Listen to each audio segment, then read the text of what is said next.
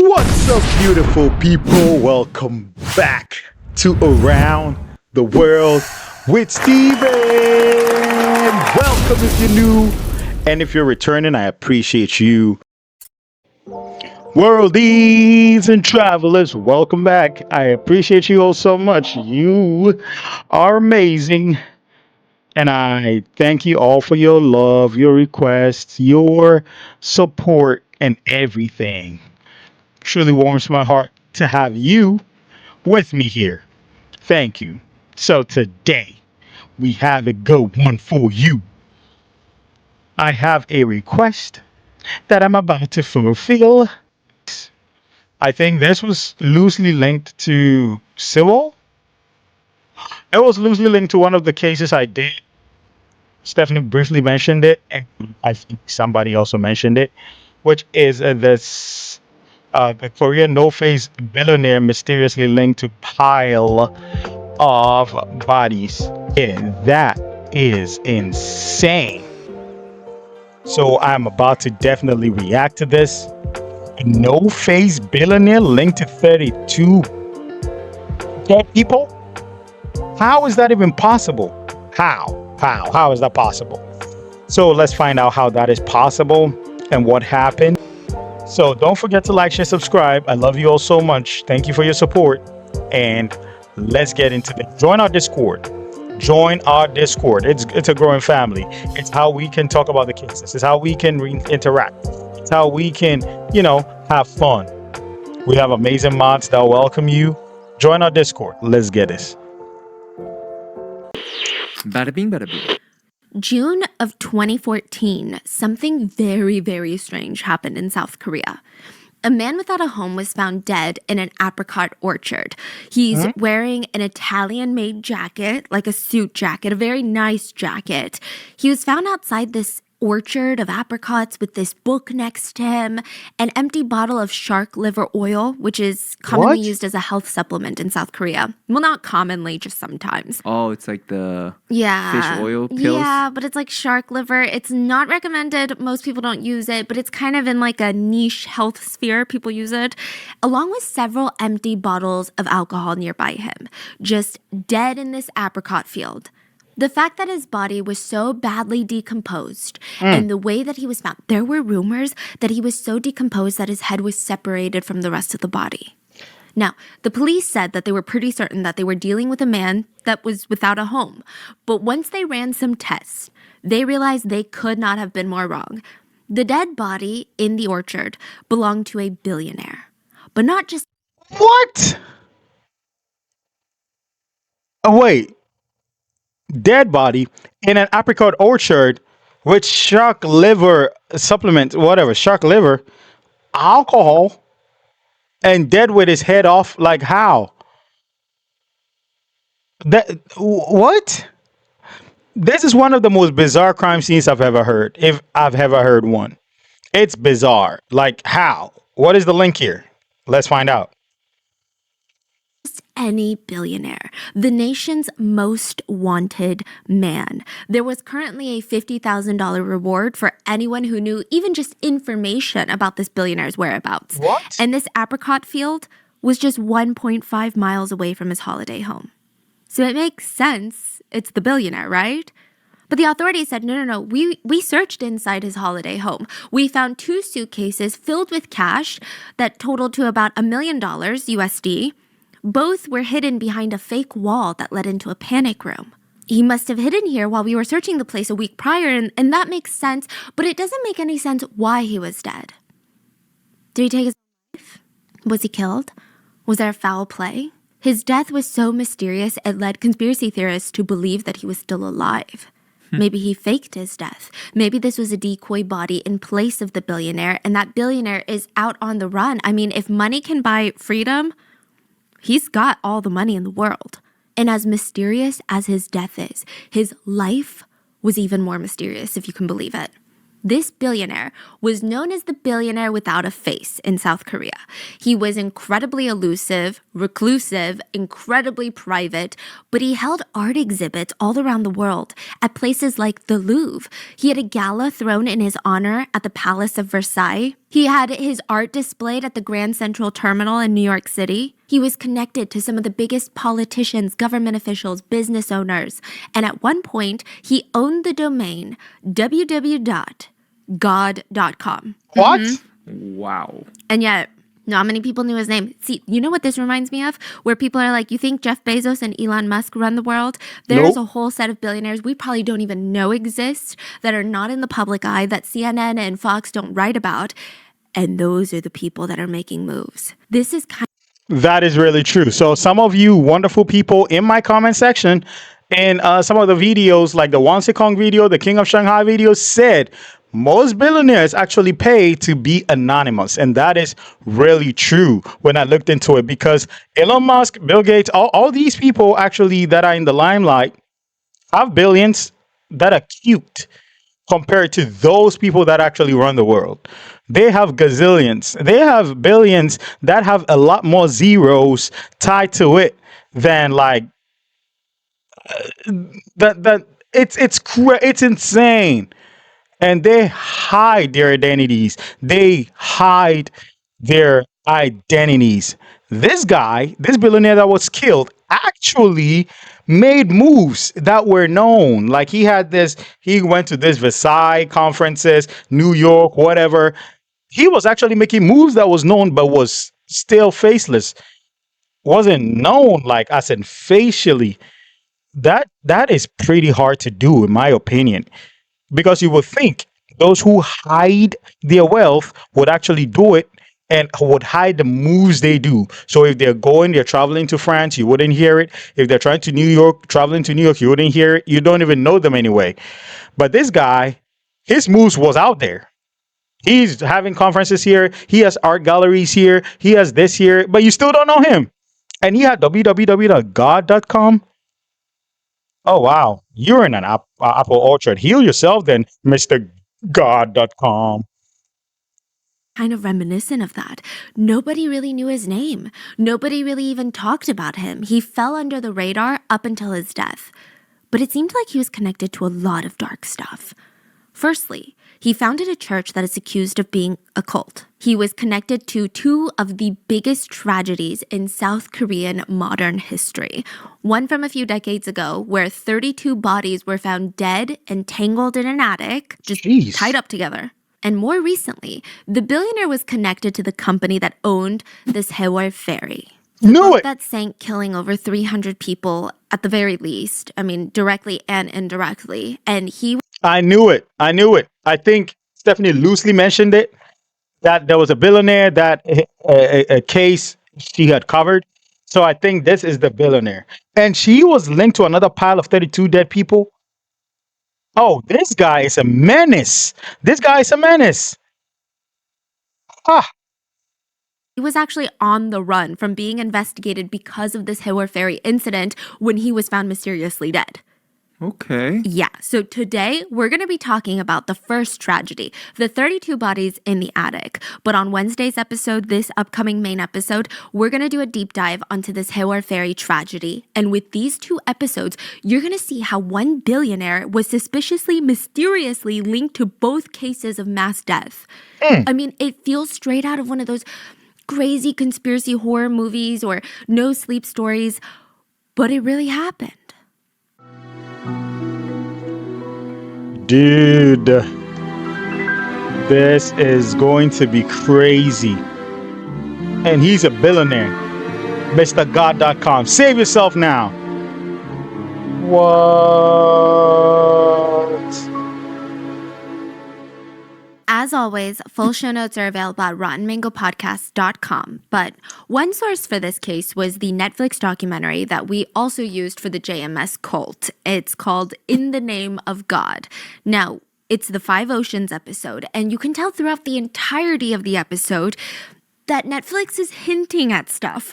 They're hinting at a lot of connections between the Five Oceans incident and the billionaire, but they never really flat out say what that connection is, probably for the reason that I'm about to read you a legal disclaimer, okay? For legal reasons, I have been advised to say that before we get started, two things to remember. Yu Byung-eun, the billionaire in today's case, is not the de facto owner of this Haewol ferry. He's connected in certain ways, but he is not the de facto CEO and owner.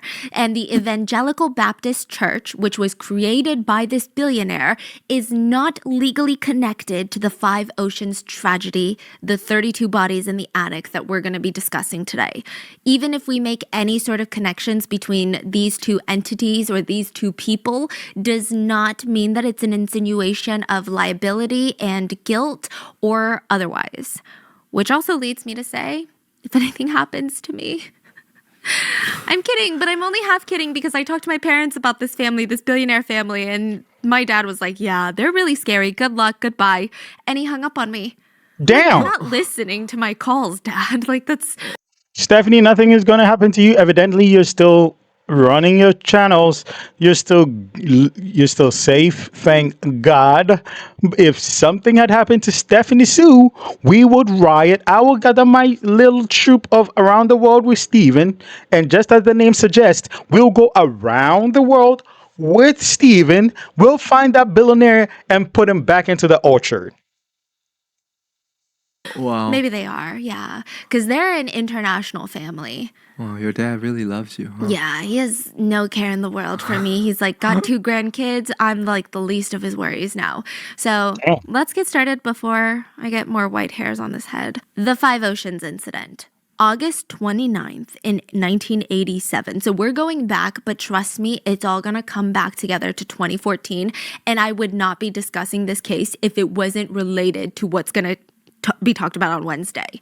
August 29th of 1987, it was an incredibly rainy day. A homicide detective by the name of Detective Sam gets a call to head to this tiny little factory out near the mountains. He wasn't really told what was going on. Nobody was like, you need to get over here. We've got 32 bodies in an attic. He's just told, rush through the rain. I don't care what it takes. You get here ASAP. So he drives through the rain, he's got his sirens on, and he knows that the factory is belonging to a company called Odeyang, otherwise translated to Five Oceans. So I'm going to be calling them the Five Oceans Company. Now, when the officer steps inside this factory, all the lights are off. It's like almost an abandoned factory. It doesn't look like it's being used anymore. He notices that there's a bunch of people gathered, other detectives that were closer to the scene. There's reporters gathered. There's news footage of this that is constantly, I would not post it on here because I don't think it's appropriate, but there's a lot of crazy news footage and it's in the Netflix doc and you can even hear one of the reporters saying, I mean, there's no way we're going to air this anyway. Ooh. It's that bad. Ooh. The scene? Yeah. So there's Ooh. news cameras everywhere, news anchors. I mean, just a mess. He notices that the ceiling, so he's in the factory cafeteria, and he notices that the ceiling has already started to be disassembled. There's workers there taking apart the ceiling so that they can have this giant hole. And he's like, why do we need a giant hole? What's going on? There's this ladder leading up to this hole. So he grabs a flashlight and he starts climbing up this ladder because he's the head detective of this case now. He pokes his head through the ceiling into the attic, and it's just one big open space. It's not big, it's not tall, it's not furnished, it's unfinished. It's what you imagine an attic would look like.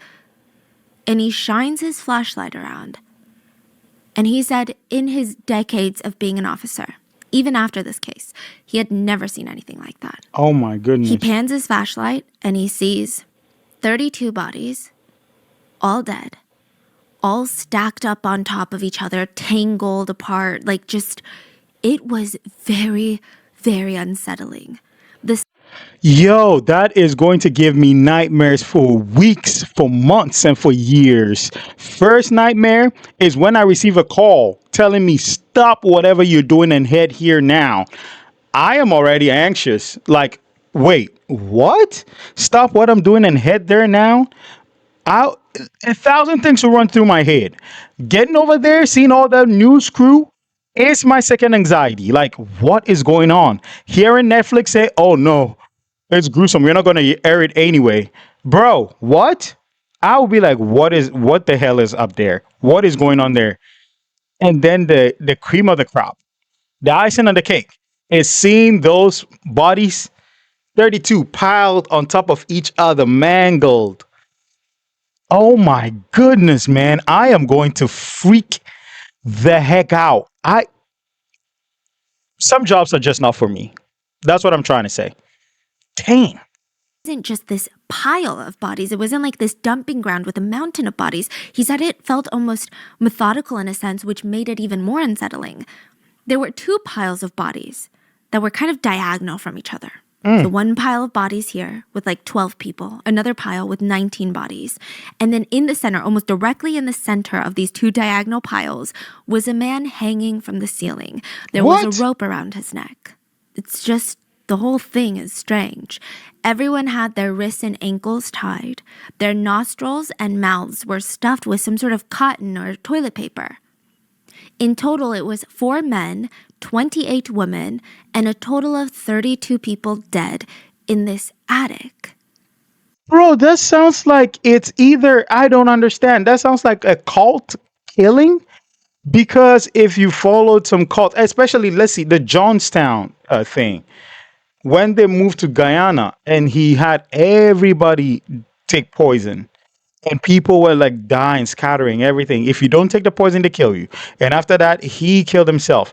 And you see that in those kinds of like assassination, you see there is an eerie, like systemic way of death, be it whether the method of killing was the same or the way they died was the same. This is insane in the sense that there was 12 pounds of body one side, 19 pounds another side, someone hanging from the middle. If it's a cult, I may think that's the leader. And then their hands, wrists, and ankles were bound together, and there was stuff in their mouth. That is like a horror movie. Bro, even horror movie directors wouldn't think to do something like this. And this is real life. Sheesh. I mean, this is the biggest mystery that South Korea had seen in, geez, I don't know how long. Like, how do 32 people die in one place at the same time? There was no natural disaster. It wasn't some sort of disease, no fire, no earthquake. It just doesn't even make sense. The detective said the one thing that kept getting to him throughout the entire investigation is, how do 32 people lay there next to each other, hear their neighbor dying, they themselves are dying, nobody tries to stop it? All 32 people just let it happen is kind of how the scene was set up. He doesn't understand. So more puzzling is the man in the center of the attic was hanging from his neck, but the mysterious part was he was on his knees. The attic ceiling is not that tall, so you could presume that he died by hanging himself, but he was on his knees, so he could have just stood up. So he chose not to stand up. Which is pretty rare, right? Yes. So he's saying even though, let's say you make the decision to, you're like, I don't want to be here anymore. But even in the last moments, typically people might freak out and their self-preservation kicks in, their survival mode kicks in. And he was on his knees. He could have just stood up. He's saying that's very, very uncommon. So the main question that investigators had was, I mean, of course, what everyone was thinking, is this a mass? Is this some sort of murder event that happened? Or is this just mass murder? Did someone kill these 32 people and the killers are on the run right now? Because that's a whole different type of investigation. So they're trying to figure out, who are these people? Would someone out there even want these people dead? And all of these answers lies in one person, one woman amongst the 32. It was a 48-year-old woman by the name of Park Sun-ja. We're going to call her Park. She's at the center of this case. She is the one person in that attic that every single other 31 people are connected to. She is the middle of the web. Is she the one hanging? No. Or she's not hanging. She's in the pile? Yes, a man was hanging. What? He worked in the factory. He was the factory manager, was hanging. She's just in one of the piles. What makes it even stranger is that all three of her kids, were in the attic and dead. The only What? person that survived from her family was her husband, who was not in that attic. Did they find the husband immediately then? Oh, yeah. And he's saying, I'm a victim. My Wait. whole family died, so why are you guys questioning me? I'm telling you, this gets very, very thick and crazy. And I need you to understand the whole event before we get into the ties with the billionaire because it's so unexpected. You're going to listen to this, think, oh, this sounds like a cult story, but trust me, I never even knew where this was going. So she's found dead in the attic along with her 3 kids. The police immediately start investigating her because she is the special link amongst all of them. So let's dig into Park Sun-ja and a little note left behind. Now, these are the only clues that the police have initially, is Park Sun-ja, the woman in the center, and a little torn note. So there were torn pieces of paper all over the attic, just as if someone ripped it apart and threw it around. So they picked up each one, they went back to the station, they start piecing it together, and it's a note. There's writing on the front and the back, and the most important part reads, "Keep your mouth shut. She's already unconscious. 5 people died in only 4 hours. Just stay quiet. I planned this out. Endure it with his guidance. I think everyone will die today." What kind of note is that? Bro, this is insane. No. This sounds like somebody orchestrating this. And the note is even eerie in the sense that he's saying that keep your mouth shut. 5 people are dead. She's unconscious. She's gonna die. Is that a warning to somebody? And to rip it apart and spread it in the room and everybody's dead? Is it a killer that committed all that? Or was the person hanging in the middle the killer? What is this? I'm not. I mean, so strange. There's actually another note that's found, but we're going to discuss that later. So who is Park and what is this whole event? Park is a CEO of a massive company in the local area of Daejeon. What? Now, when this whole case starts unfolding, it actually started with an investigation from the police, an investigation of fraud. So this couple comes into the police station like a week before the bodies are found. And this couple, they look beat up. They've got bruises, scratches. I mean, they've got a busted lip, a black eye. And they sit down and they tell the police, you'll never believe what happened. So there's this company. I'm sure you've heard of them. Odaeyang, the Five Oceans company. So they're a trading company, which means you can invest with them. And it's like an investment firm. You invest with them, they promise you returns, and you get your money back, and it's this whole thing. And I trusted them, so I invested $500,000 of my money, my whole life savings, right, officer? Now, I was promised 40% returns. 40%, which is insane. If you hear anyone in the investment world promising you 40% returns, It's a Ponzi scheme. yeah, you better run the other way and call the cops because something very, very shady is going on. So he's saying, me and my wife, we invested $500K. We were expecting 40%. We got $0. Nothing came back. So we're like, well, we need our life savings back. This feels like a scam.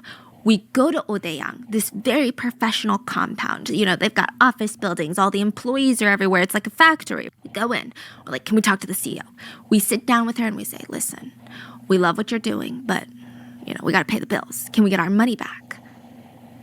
Park Sun-ja looks at them, calls like 7 employees over, and they beat the couple an inch of their life. Not only do they beat them, but in the end, they force them to sign a waiver, basically forfeiting their rights to their $500,000 initial investment plus the returns that they were promised. What the heck? Are you serious right now? You take their money, they're coming to ask for the money. You call 15 people to beat them up and force them to sign something? How wicked is this people, man? What? You might have as well gone to their house and robbed them. You have them beat them just for asking for their money? This, oh my goodness. Saying that all debt has been cleared, that they just gave Five Oceans this money for funsies. So they're like, look at this. I was forced to sign this. Look at the state of my face. They ran to the police station immediately when they were released from Odaeyang, and the police decide to open a formal investigation into this company. And they were pretty surprised to find out that this company was a reputable company. I think that they were expecting some sham company. Like, one look at it, you're like, that's a scam. How did they not know? This company was well known in the Daejeon area as a very decent, excellent-sized craft business. So they have one department of their company is the trading business, like the investment business. But the main side of their company, well, they say, is their craft business. So they've got factories in Daejeon, and they have all these employees who make these traditional Korean pieces of knickknacks. Sometimes it's jewelry boxes. Sometimes it's, like wooden toys. And it's almost like a souvenir company. They sell it to tourists who want to take home a piece of historical Korea with them. So people freaking love them. In fact, Odaeang was known as one of the best companies in the area. They constantly won awards for their craftsmanship, for their business practices. I mean, they were killing it. On top of that, the CEO, Park Soon-ja, the one that was found in the attic, she was called the mother of orphans.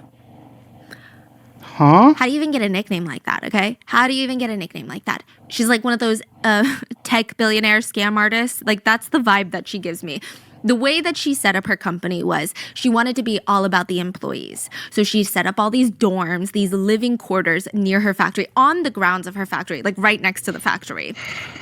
You are welcome to live there as my employee. You and your whole family can live here for free. I want you to just focus on work and not stress about bills. I provide food. I provide housing. You can move in. You can bring your children. You know why you can bring your children? Because while you're working, we've got this massive children's compound where we teach your kids, we house them, we feed them, we do dance lessons with them. We have all these extracurricular activities with Red flag! Red flag. This sounds like a red flag to me. Red flag. Bro, corporations are not that generous. Corporations are not if you know anything about the corporate world, the Samsungs, the this, the that, the chaebols, whatever. Like, if you know anything about those people or those corporations, they are not generous. They underpay staff. They make sure that you are overworked and given little pay. No, they're not that generous. This sounds like a red flag to me. You start a tech startup, and then all of a sudden, oh, I can live in your quarters. I can bring my children to come play, and you can get ice cream Sundays, and you can get Taco Tuesdays, and you can get Ramen Ramers Day, and you can get this, and I'm gonna take care of your kids. I'm the mother of orphans. Oh, mother of orphans. Huh. You employ their parents, have them bring their kids, and you're called mother of orphans? They're not orphans, are they? Huh. The more you know. them. And you know what? We even have a ton of orphans in there. I love orphans. That was like her shtick, okay? She's like, I love orphans. I want to help orphans. Anytime she was in any sort of interview, she played the whole, I'm rich, okay? I'm rich. I'm a CEO of Odaeang. My husband is a government official. We're very wealthy, but I don't care about money. Because she's like such a pick me. She says, I don't care about money or stocks or fashion or jewelry or cars. I just care about giving back. There's this one interview where she tries to force a tear out. And she says, I just don't want to live in a world where children have to worry about where their next meal comes from. How can I wear nice things when there are kids out there who can't even afford water, food, textbook? So everyone is like, oh my God, Odaeang is like the nicest company ever. And the CEO is like the mother of orphans. She's amazing. I want to work for this company. Look at how she treats her employees. She was praised by the locals as being a great businesswoman. She would even have people come in and film the factory, and you would see all these factory workers that were making all these little knickknacks. You would see the orphans singing and dancing and being like, I love Mrs. Park, right? What does that remind you of? It reminds you of beautifying South Korea and taking them to the brothers' home where people will come there, cameras come there, and they'll, we love brothers' home. We love brothers' home. They'll beat us, but not to death. They'll beat us, but not to death. You know, all that bullshit. Like, if somebody is so eager to show you the good side of them, there is something they're hiding. There's something they're overcompensating. Good people are not eager to show it. Good people are not eager to put it in your face. You will find out who a good person is. You will find out that people are donating when you discover it, when you are researching, you don't. If somebody is pushing it in your face, I like orphans. And orphans, when I was born, my mom said the first word I said was orphan. And then knew I was mother of bro, you are putting it in our faces with all these cameras and stuff. That makes me think that you're not a genuinely good person. That makes me think you're hiding something. It's like people donating to Africa and stuff like that and announcing it. Oh, you're doing that for a tax break. Oh, you're doing that for your personal gain. That's why it's in the name of your foundation. You're not giving it out of the goodness of your heart. Because people that give out of the goodness of their heart don't announce it. And even if they do announce it, you know the reason why they don't push it in your face. This is a scam. Well, guess what? You guessed it. It was all a scam. The whole Boom! thing was a Stephanie, I guessed it. I did. There was something icky about the whole, I'm mother of orphans. I guessed it. freaking scam. So from the get-go, these employees were not even being paid. These were free laborers. You're like, why would they work for What? free? Park Sun-ja was a very manipulative, cunning woman. So most of these employees worked for free. When they lived on the grounds, they said it was very, very strange because they weren't even allowed to talk to each other. What? You work for Odeang, I'm your wife. We're not allowed to talk to each other. It's so strange. She would separate couples. She would separate the kids from her employees, the families. She would throw them into the little orphan dorms, I guess. And she would even go on TV and be like, look at this orphan. Orphan, what's your name? Tell them you're an orphan and tell them what your name is. Orphan. So the kid would be like, my name is Stephanie. And the parents would be watching on TV like, wait, I'm an employee and that's my kid. And why is my kid on TV acting like she's an orphan right now? And why is Park telling her to tell the world that she's an orphan? I'm her mom. What's going on right now? So all of these things will later come out, but at the time, nobody knew. The locals are just looking at her like, she's bringing business to our community. This is great. And when she opened up her trading business, her investment firm, everyone was all about it. Like the locals were all about it. Her employees almost became salespeople. Her employees stopped working in the factory, which, side note, they never worked in the factory because just like how her little orphanage was a scam, her factory was a scam. Whoa. They were drop shippers before there was drop shipping. All of those Korean knickknacks they said were handmade by these employees were purchased from wholesalers and sold at double the amounts, claiming to be handmade. They were not. So instead of a factory, it was just a warehouse. Bro, take this from me, huh? Anybody that is so eager to show you how good they are, so eager, they go out of their way to get cameras, show you how good they are in your face, on TV and stuff like that. They're hiding something. They're bad people. For real. I don't care who they are. I don't care what they've done. There are people that will come to you and say, oh, look at the people I've helped. Oh, I've done this. I've done that. Why do you have to show it? Why do you have to show it so bad? Why? Unless there's something you want to cover up. Unless there's something you want to cover up. So yeah, good people will never show it. Look at what she's doing. So all of those people show actually the opposite of what's happening. Happy employees, people who they call orphans that are really not orphans, like people that are cheering, people that are happy, knitting, stuff like that. They're actually living in the opposite of what they're showing.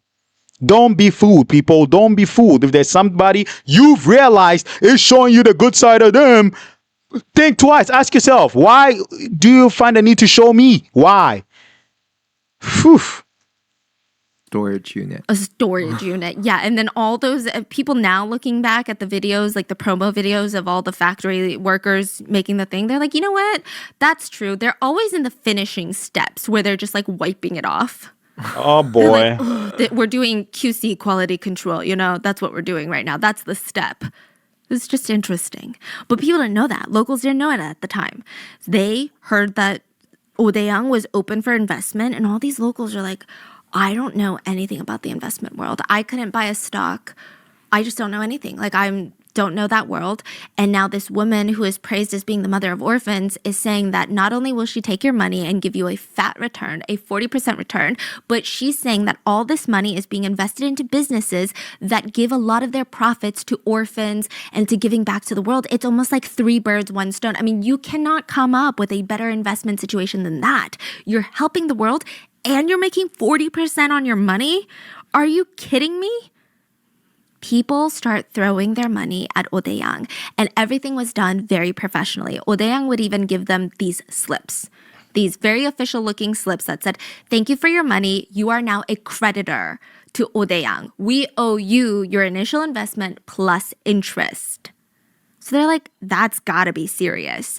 Odeyang at one point had close to $80 million Oh my that they goodness. brought in investments in this little small area of Daejeon. This is not even like Seoul.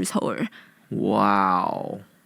Like, That's a lot. And this was back in the day. yeah, and this is, when you're talking about areas like that, you're not talking about Seoul elites that are just throwing whatever cash they have laying around.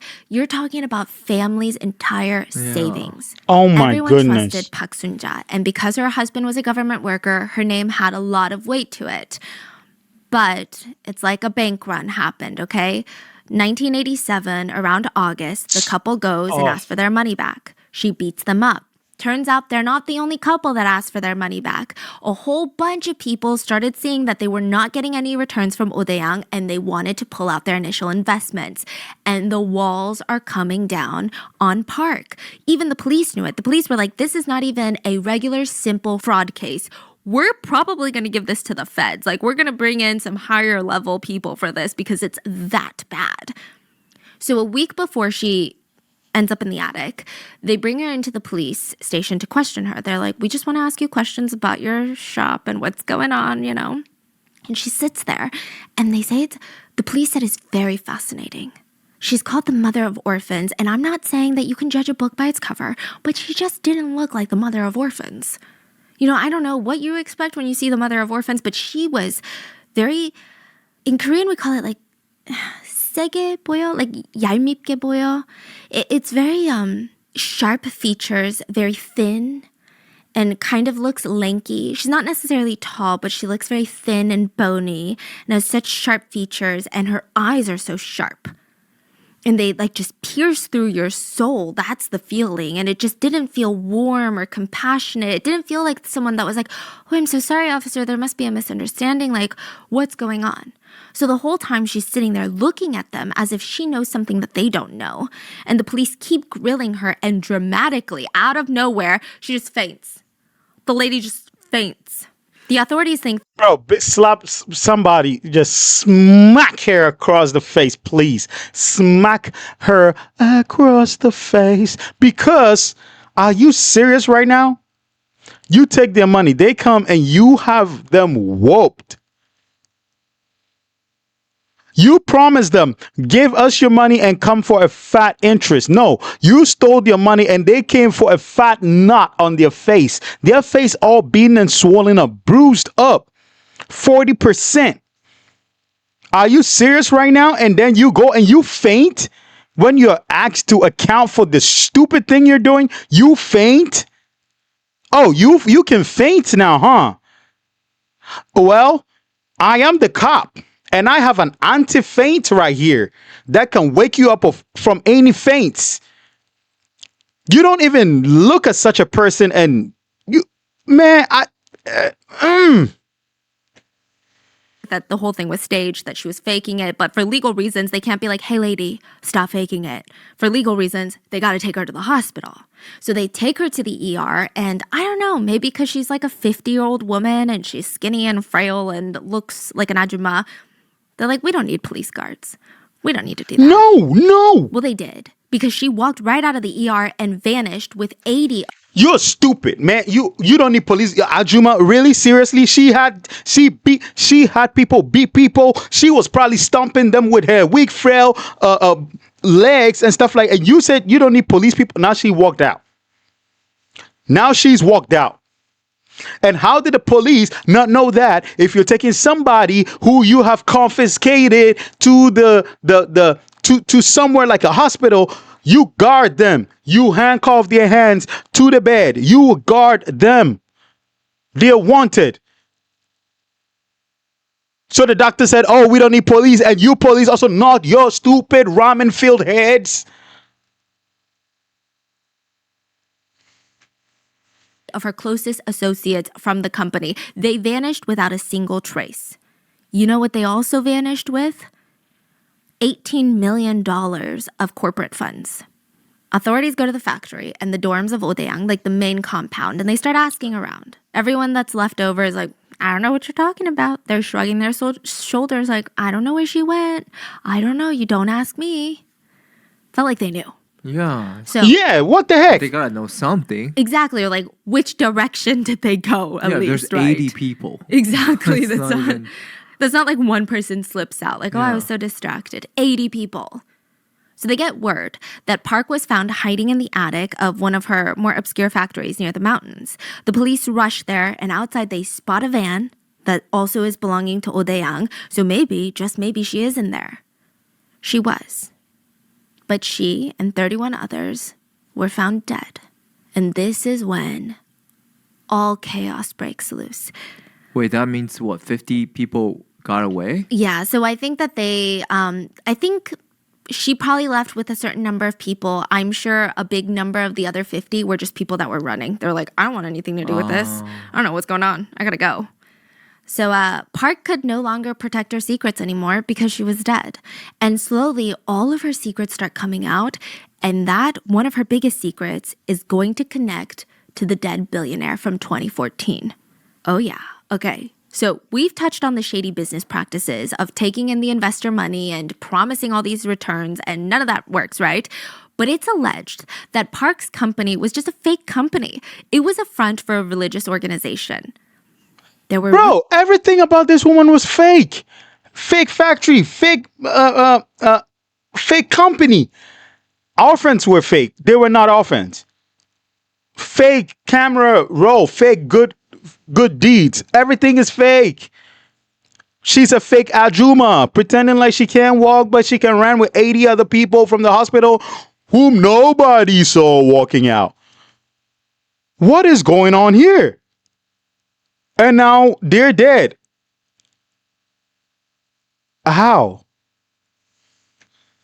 rumors floating around that Park and her employees were not a company. It was a messiah and her followers. This was a church that was parading around as a corporation.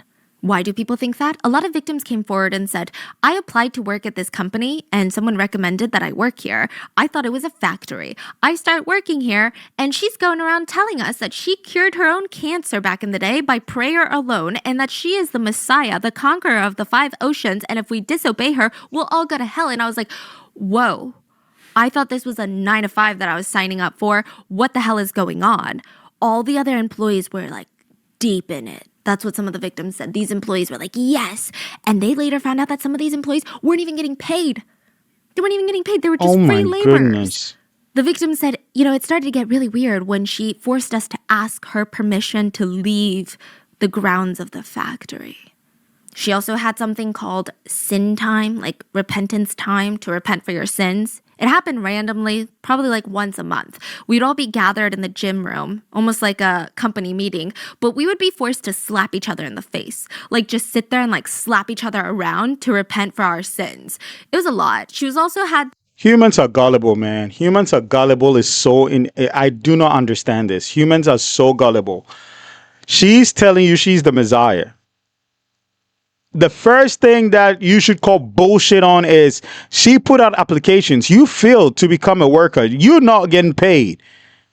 If she's the Messiah, she doesn't even need to sell clothes. She needs to just magically appear like money to give to you all. You're not getting paid. She's parading your kids in front of you on TV, calling them orphans. You know that is wrong. And you still believe her to be the Messiah? What is wrong with people? What is wrong with people? Sometimes we decide to hibernate our brains and put them out of our heads, right to our ass, and sit on it and then follow idiots. She has lied to you from the onset of your Everything is a lie. Everything has been a lie.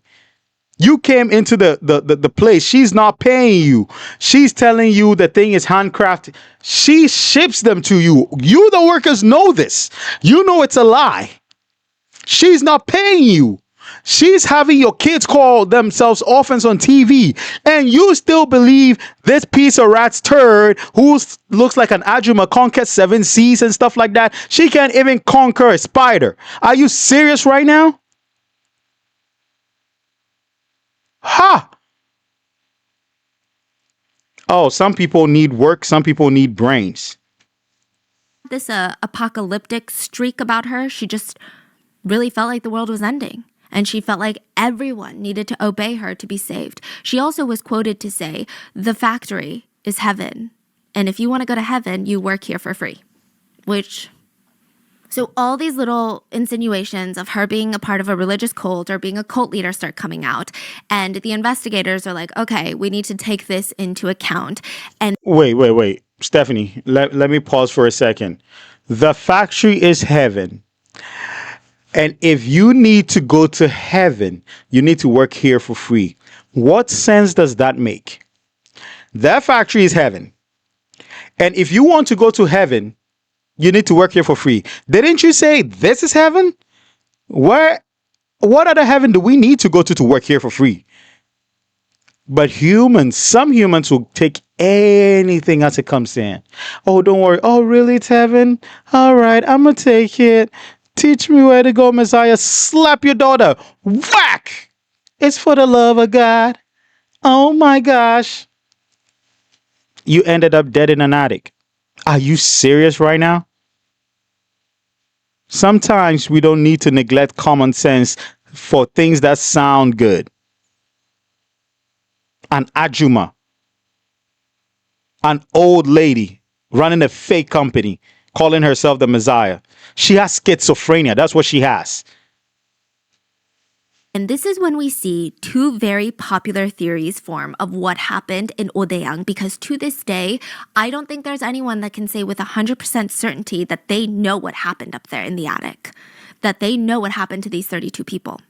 So the first route comes from prosecutors and the police and the formal Justice Department of South Korea.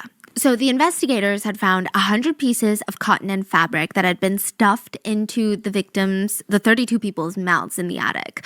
And everyone assumed that the pieces of fabric would be laced with some sort of toxic chemical or something that wasn't compatible with life. And that is what killed everyone, right? That's what everyone's thinking. But no, they were all clean. There was no sign of any sort of toxic substance, which is very, very odd. I mean, these pieces of fabric were shoved very deeply, even into the nostrils of these 32 people. The autopsies of all 32 people showed that all of them had ligature strangulation marks. What? They died from manual strangulation, meaning that someone had tied a rope around their neck, tightened it, and started pulling and pulling and pulling until they were no longer alive. What? It was manual. It's a lot of labor to do that to someone, and it's a very painful way to go. Yeah, it's intense. Yeah. Takes forever. Takes and forever. So much struggle and wow. And there's 32. That the prosecution ran with is that someone in the group or a few people of the group had killed everyone.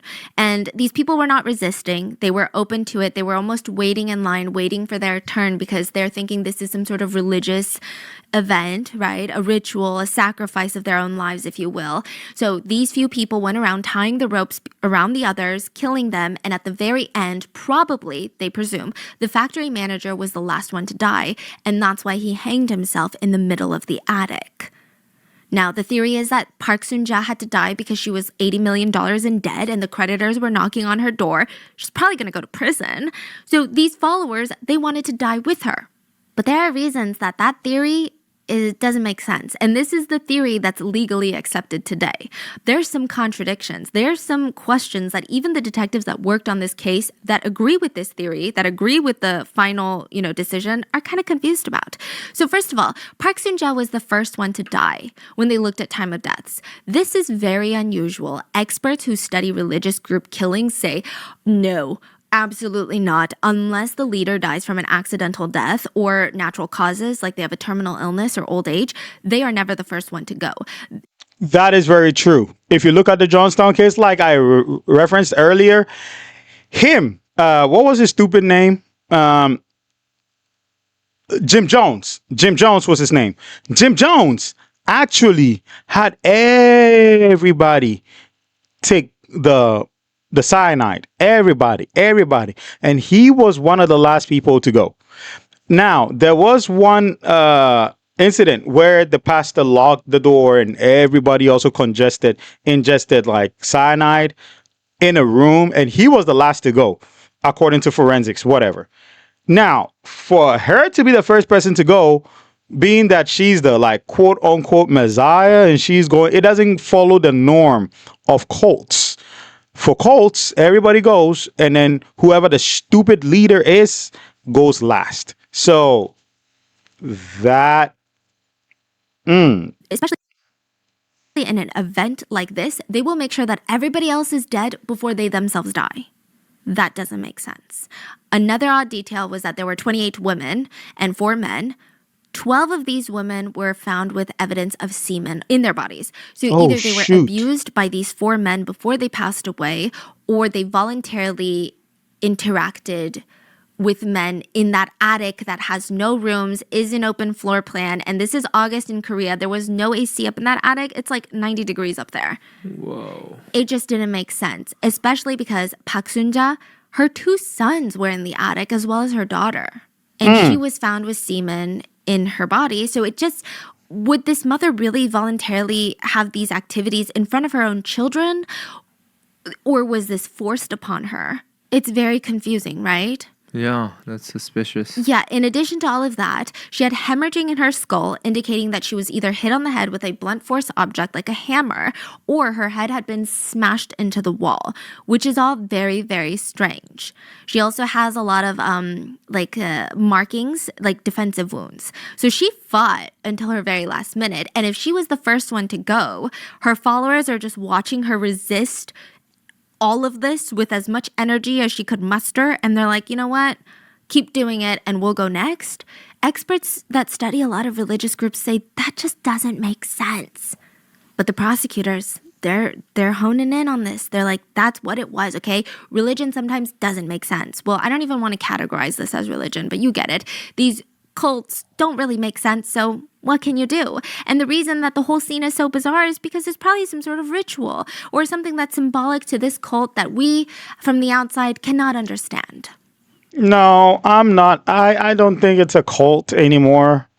I don't think it's a cult. I think somebody probably attacked them. Somebody held them hostage, attacked the leader, who's the lady in front of everybody, essayed them, and then did that. That's what I think. Probably might be the warehouse manager who was hanging in between them, or a group of people, or the group that escaped probably turned on the group and that leader and did that to them. Yeah, I don't think it's a. I mean, she was running a cult, but I don't think that is a cult killing anyway. Now, about a year later, after this case was essentially closed, there was a special committee that was appointed to this case to investigate corruption. And the chairman to that committee was Chairman Kim. And he does not believe that initial theory. He's like, absolutely not. He believes the government just wanted to get this over with as quickly as possible. The government didn't want to overcomplicate things, so they chalked it up to something that the public could at least wrap their heads around, which is a religious cult. Kim believes that all 32 people were murdered, and they were all murdered in a separate location and not in the attic. He thinks the attic was a dumping grounds for 32 bodies. He thinks all 32 people were killed.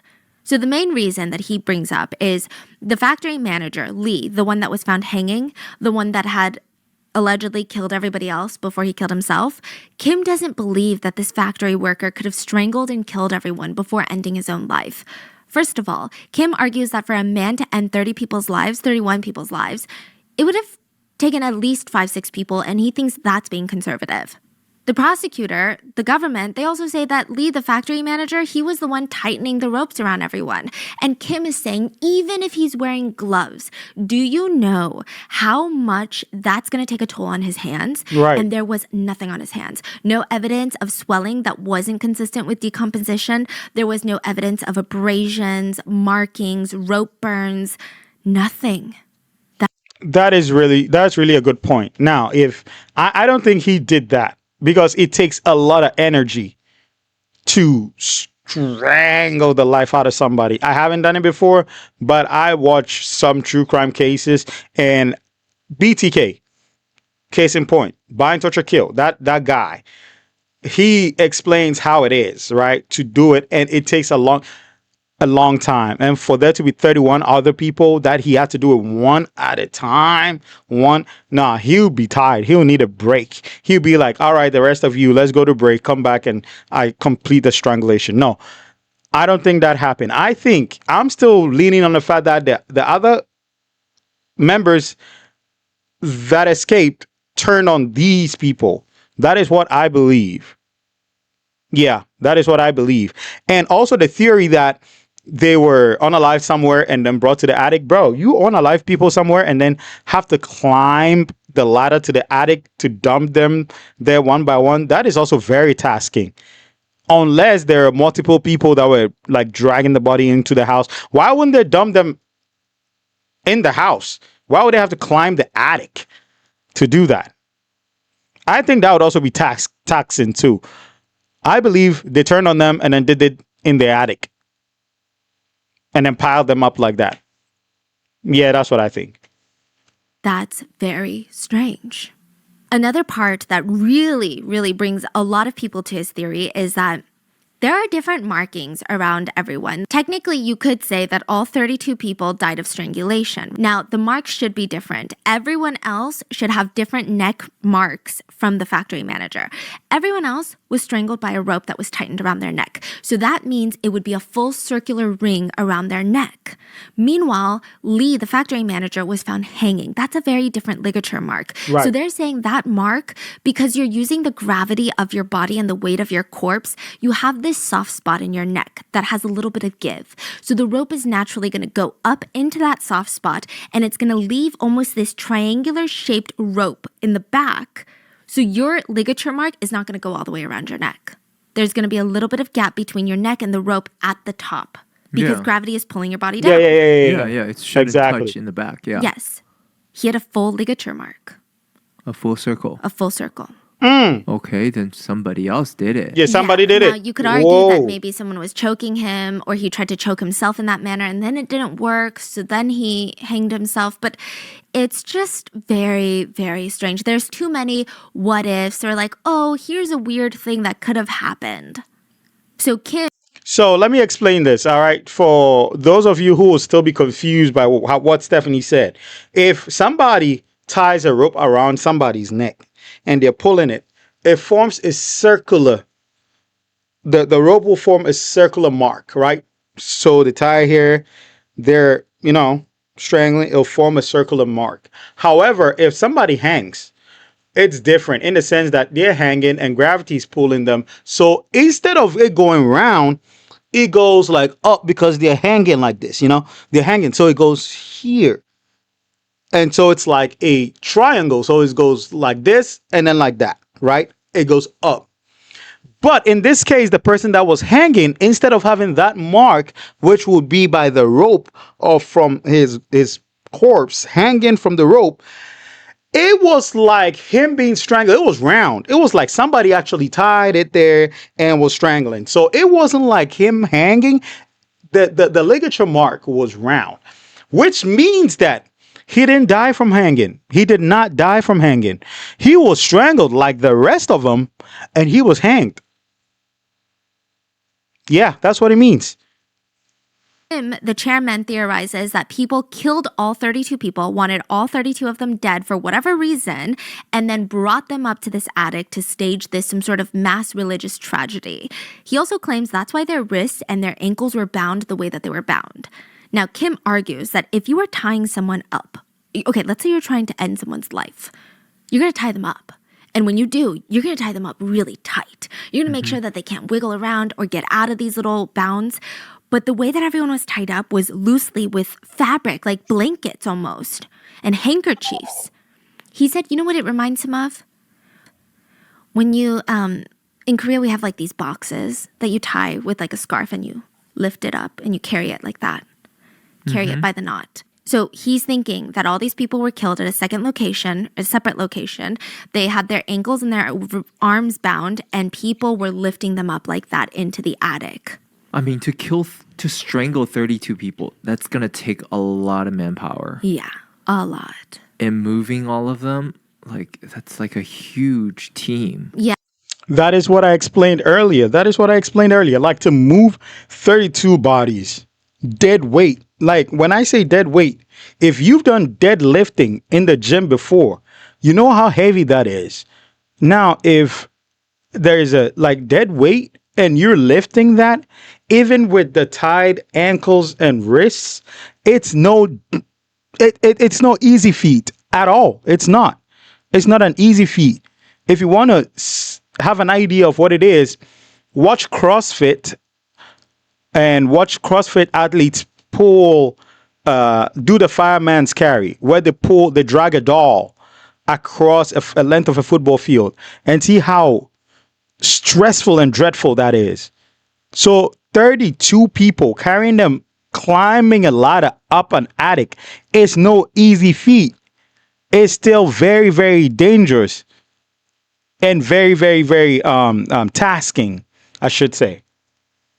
Yeah, and that's why some people debunk his theory and argue for the prosecutor's theory. They're saying that, another thing is, if Kim is arguing that all these bodies were brought into the attic, there's going to be snags and rips on their clothes, because even if you're super careful, someone's shirt is going to get caught on like a wood plank. None of them had any sort of crazy tears or signs of wear on their clothes. Another thing that the prosecutors argue is that it took about 6 to 7 officers to bring each body down, just one body. It's not stairs that you can take into the attic. It's like a ladder. So to get these bodies down, and they're saying it must be harder to get them back up. Right. That's true. Yeah. So, I don't think that there is one right or wrong answer. That's why I believe that no one truly is going to know what's going on. Like, no one's going to know the truth of what happened in that attic.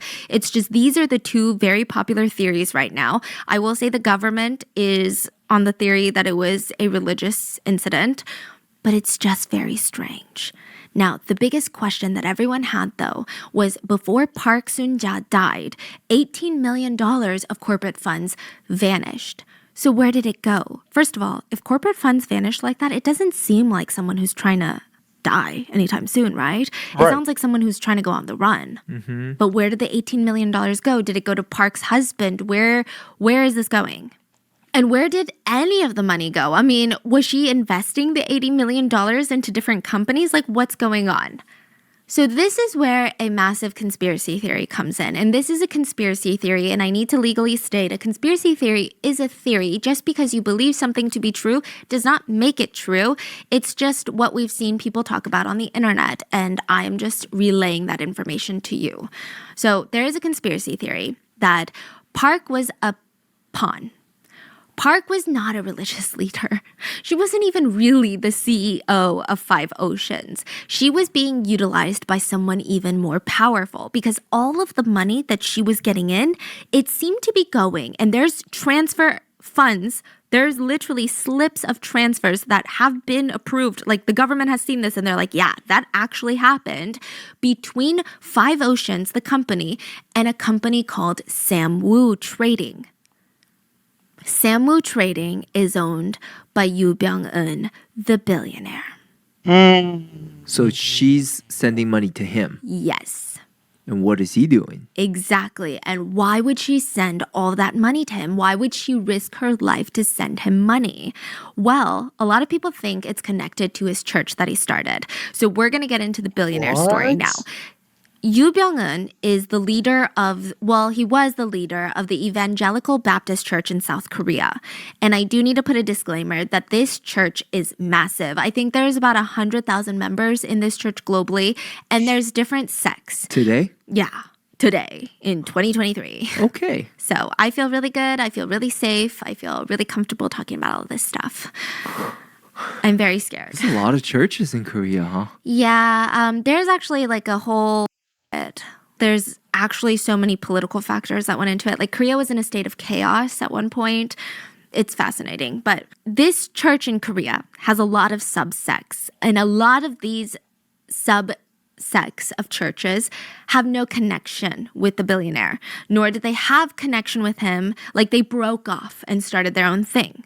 They're like, we don't like this guy. We like our church. We're going to start a new church. So not everyone that's in the evangelical Baptist church is bad, nor is it really categorized as a cult. I'm just going to call it an organization for now because I'm legally a little bit cautious right now. But it's very interesting. He starts this church, and it's speculated that Park was a member of this church, and she started Five Oceans to provide Sammu Trading with money, the leader of her church, with millions of dollars. But why and how? And is this even true? And what's going on? And how dumb is that? I mean, I get it. There was an evangelical Baptist church, which is a huge church. We will call it a mega church here. That is a church that has massive thousands and tens of thousands of members. That is what it seemed like. And people started branching off because definitely they didn't like the leader. So they formed sects, which wasn't tied to the main. So even though they came out of the main church, they were not tied to the main church because they didn't like the leader, right? How do you break off of a mega church to start a corporation to give money to the mega church? It is called a mega church for a reason. They make money, tons of money on their own. If you branch off, you're going to be smaller than the mega church.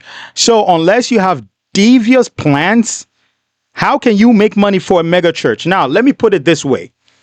If there is a company like Samsung, right? Seeing how much money Samsung has, if I were to be a worker in Samsung and I'm like, screw this company, I don't like the people that work here, I'm going to branch off and make my own phone manufacturing company. I branch off, I do it. Another person branches off, creates their own phone manufacturing company. And then the third person is like, you know what? Samsung is a big corporation. They're racking in millions of dollars, whatever. But I'm going to branch off and then make money for Samsung. That does not make sense. Samsung is a big corporation that makes money on its own. It's like the evangelical church. They're a huge mega church making money on their own. You can't branch off and say you're going to make money for them. Unless you're going to scam people. And evidently that's what she did. So let's talk about Yoo Byung-eun. Now, these days, Yoo Byung-eun is a household name for all the wrong reasons because of this Haewol Ferry tragedy and the way that he was hunted down by the police and the way that he died. Everybody knows his name. But keep in mind, back in the day, nobody knew him. He was known as Korea's billionaire without a face. He was incredibly private. Nobody even knows how he became a billionaire. That's how private he was. Like other people, you could be like, oh, well, they started Amazon. They started this, right? This guy, all we know is what he's told his church about his childhood. He said ever since he was a kid, he wanted to be Michelangelo. He wanted to be the next big artist. He said he felt it in his bones that he was someone that was artistic, someone that was creative, that could speak through this kind of language. That was his ultimate dream. But how could he do that when he was born into this poor village family? He was a rather sickly child. Early on, he fought a rather tough battle of tuberculosis, and it seems like he never fully recovered. He went through school hoping, I'm just going to find a job to support my family. That's like how a lot of poor village kids his age were thinking. But in high school, he met a group of American Christian missionaries, and he said his entire life changed. Not only did he want to get into religion, not only did he become religious, but he wanted to spread the word, which is arguably the more controversial part of Christianity, but he said that his whole life mission was to help save people, basically. And he was a little bit of an apocalyptic sect, meaning that he felt like the world was going to end anytime soon. So he needed people to be saved soon, because if the world ends in 5 years and you're not saved, you're shit out of luck, you're going to be in hell. Now, he did have a lot of charisma ever since he was a kid. So he meets a young woman, they get married, and with his father-in-law, he starts a church. And everybody is poor. The whole Yu family, super broke, okay? They've got no money. They're in debt when they start this church, but they're so passionate about their religious teachings. They call the church the Evangelical Baptist Church, aka EBC, or the Salvation Sect. The church, again, like I said, later splits up, so not everyone in EBC is bad or associated with Pyongyang. The church is interesting. The Salvation Sect, his sect, is very interesting and unique. Their teachings are wild. So Pyongyang, the billionaire, told his followers that you earn the right to heaven no matter how bad your sins are. You could kill someone, you could rape a whole village, and you will get to heaven as long as you follow me and you are saved. You only need to be saved once in your lifetime. It's like a get out of jail free card. So most Christians do not believe that. They feel like you have to live your whole life trying to prevent sin and trying not to sin because that's how you show like you were worthy, right? But he Absolutely, Stephanie. You hit the nail right on the head. Who the heck is this guy saying, oh, we have to be saved by you? You couldn't even save your people from poverty, if not for scamming. Who are you going to save? Nobody has to follow you. You didn't even know where your life was headed until the missionaries came. What the heck? No, anybody gotta be saved by me. I mean, by me. Boon Young Kun, whatever my name is. Amen. Amen. Amen. Amen. Get out of here, you scammer. You are a scammer. You scam people for a living. You don't save nobody. You only try to save your pockets and you're dead in an orchard. You are a scammer. Are you serious? Everybody can go to heaven unless you go through me. And that useless woman has opened 7 seas or 5 seas, whatever it is, scamming people on my behalf and calls herself the Messiah. Amen. Amen. Amen. Amen. You get the hell out of here. He's saying, hey, you could have killed 10 people, but I save you today. You can go on to kill 50 people. There's no take backsies. Do you know what I mean? Like, I can't take back your salvation. Yeah, it's an interesting concept that most Christians absolutely despised. Many Christians that belong to more mainstream groups stated that Yu Byung-eun and his followers were lawless criminals who weren't upholding their faith. The Presbyterian Church of Korea officially categorized Yu Byung-eun's church as a violation of Christian belief, and they straight up called them heretics. It's a violation of human existence. You know why? Because when you put it at the back of unsuspecting people's minds that come here, I'm gonna give you a salvation, and no matter what you do, you still have your salvation, you're going to heaven. It means that somebody who is planning to sin, commit unalivements and stuff like that, can come to your stupid dumbass and say, oh, you know what, give me salvation, so whatever I'm going to do, I'm still saved. You give people a pass to be bad people in society because you're teaching false doctrines, saying that anything you do, I'ma save you. Come to Papa Savior, Byung Won, On Yon Won, Boom Pyong Poon, and I'ma save your ass. You are dumb ass. No face billionaire. It gives people the opportunity to go do wrong stuff and chalk it to the fact that they are already saved by On Byung Won, Hon Chong Won.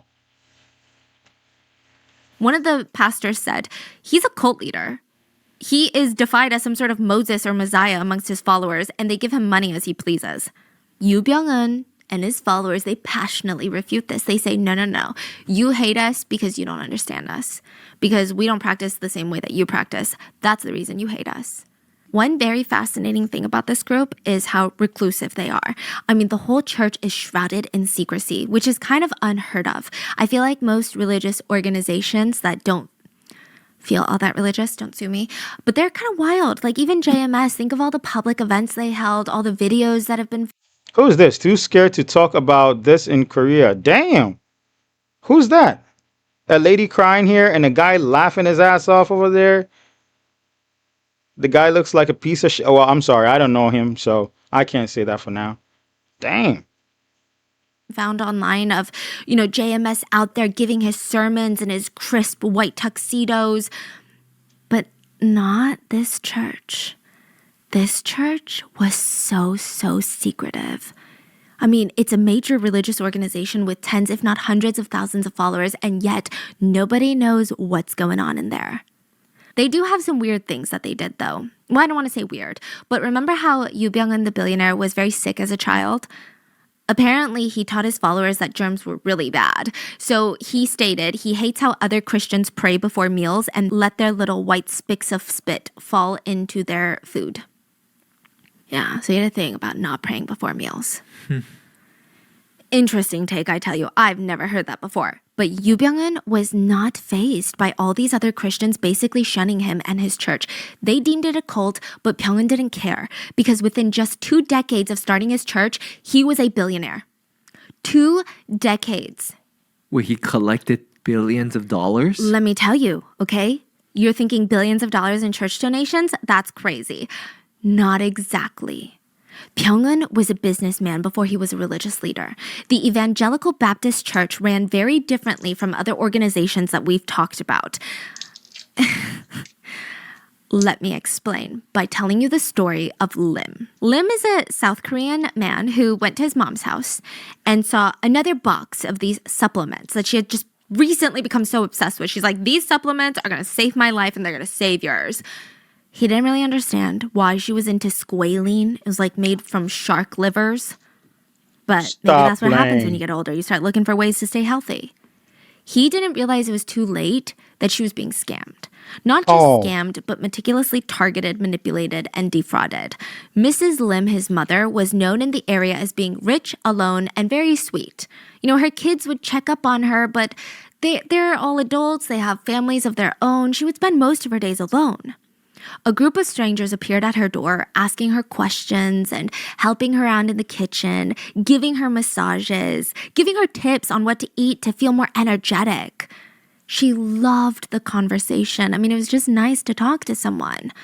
But the visits became more and more frequent, and they started telling her that if you ever plan to be saved, because you don't have much time left, our religion is pretty easy. Other religions so complex. You have to go through this whole process where you have to repent for your sins, and you got to do all of this, and then you got to do all this good deeds. You don't have to do that.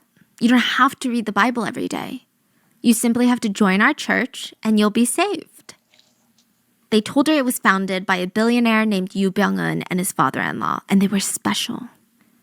What do you mean they were special? It's hard to explain, but Mrs. Lim, we'll drop off some sermons, and you'll see. He's They were really special. Yes, they were special. They needed special education. They needed to be in special needs. That's the kind of special they were. And I'm sorry. I don't mean any harm to whoever is like special needs talking, like watching this. They are below. They are below the dust. They are crazy. They are schizophrenic. To tell people that come join my church and you'll be saved, it's a scam. That is a scam. A religious sect that doesn't follow the religious rule. I don't care if it's Christianity, if it's Islam, if it's Buddhism, Hinduism, whatever it is. If it is a religious sect and they are not following the religious rules, the rules of the religion, they are a scam, period. They shouldn't identify as the religious sect. So these people were a scam. is different. And, when you're listening to the sermons and you feel this enormous wave of emotions come to you, you need to write that time down. So they were in the practice of writing down the exact time that they got saved. So Mrs. Lim listens to the tapes alone in her condo, and it hit her. She feels these emotions. She wants to cry, and she writes down the time, and she's like, I've been saved. This is what salvation feels like. But you know what else salvation feels like? Squalene shark liver pills. Yeah, the church sold it. They recommended it and sold it for salvation, and they sold it for $1,300 a box.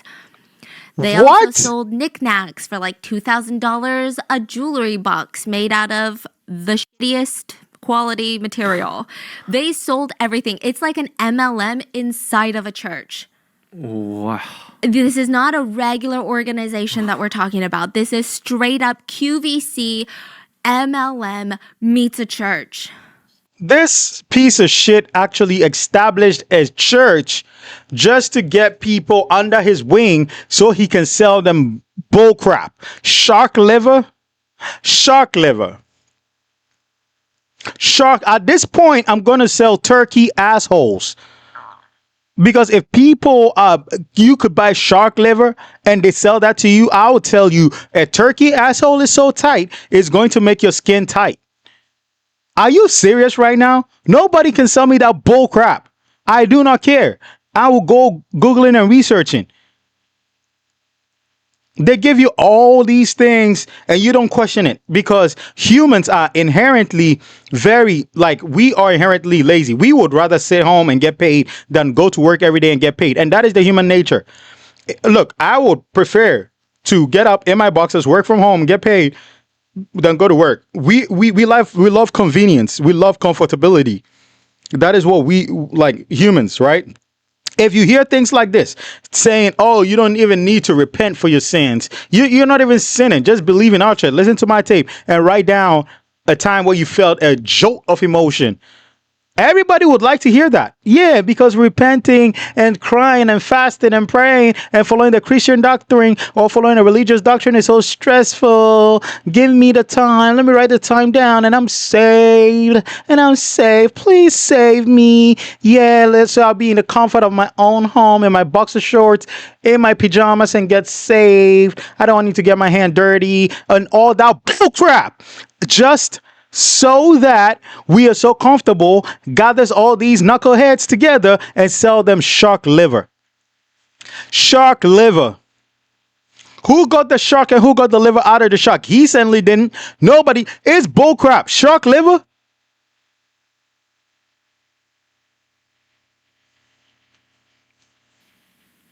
Mrs. Lim bought box after box after box after box, as well as a bunch of other things that the church insisted that she needed and sold at insanely ridiculous prices. And she couldn't go to the market and be like, you know what? Your squalene is $1,300 and I can find squalene for $10. No, because that's not blessed. Okay, you need to buy this one. They were cluttering up her home. It's speculated that she spent hundreds of thousands of dollars on these items. But the real salvation happened when the Salvation sect offered her a rare opportunity not only to get rich, but also save the world. They said that they were going to create a business that was coming up with this top-notch medical facility. So they need funds for it, and you're going to get returns because once the hospital is up and running, it's going to be a lot of profit. Think of how great that idea is. And you're saving lives. She forked over $500,000 in cash to make it happen. She invested $500,000, never told her sons and daughters. That was a majority of her remaining assets.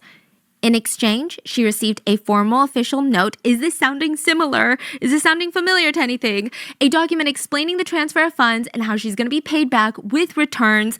And the company that signed this note was the Sam Wu Trading Group. The Billionaires company. That trading group would file for bankruptcy, and they would have $225 million in debt. They would leave Mrs. Lim with nothing.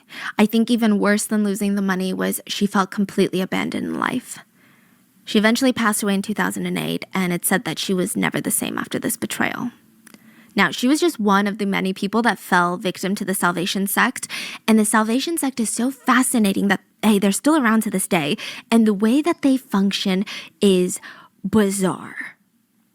So this church is a church, their sermons, but they also ask all of the church members to invest in the companies that are basically run by the church. The executives of these companies are run by church members. Most of the employees are church members, allegedly. All of this is it's like a networking event.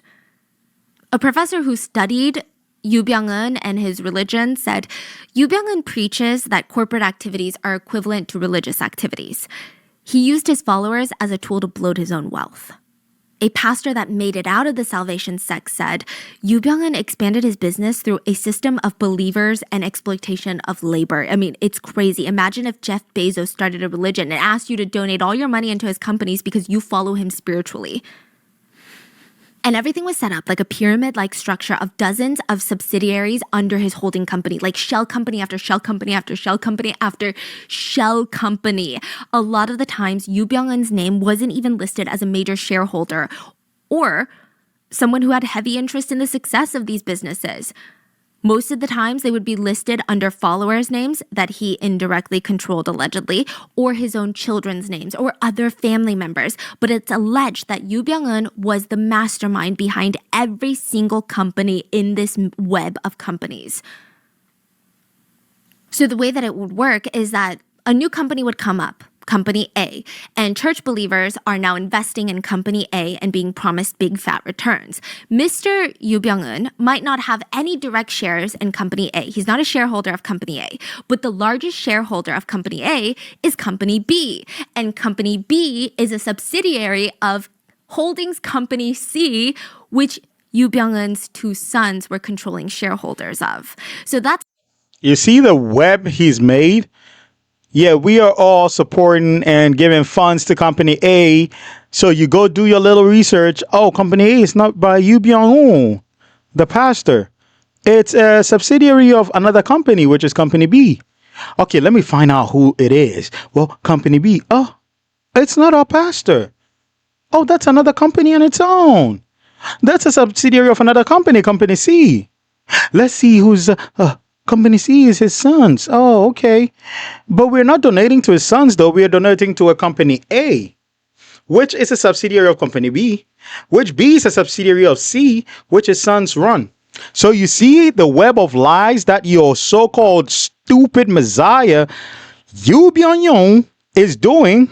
That is crazy. This guy is a scammer. This guy is a scam artist, a scum of the earth. That's what he is. And no wonder he was found in the orchard. Ha ha ha, I'm happy.